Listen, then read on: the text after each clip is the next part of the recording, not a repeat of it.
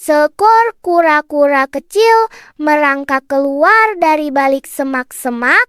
Tatapannya penuh harap tertuju pada pohon pisang yang menjulang tinggi.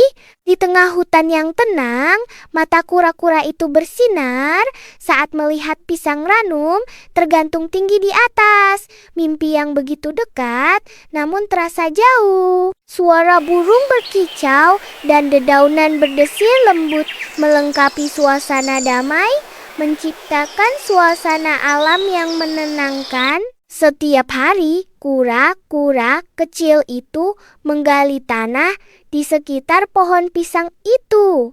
Ia berharap pohon pisang itu menjadi miring dengan usahanya. Sedikit demi sedikit, pohon pisang itu tampak mulai miring dan buah pisang hampir menyentuh tanah.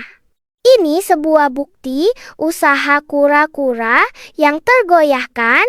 Dengan gembira tak terkendali, kura-kura itu dengan penuh kemenangan menggigit pisang yang matang, menikmati hadiah manisnya. Dalam kemenangan diam dari kesabaran, kura-kura mewujudkan kebenaran bahwa keteguhan yang tak tergoyahkan mengubah mimpi menjadi kenyataan.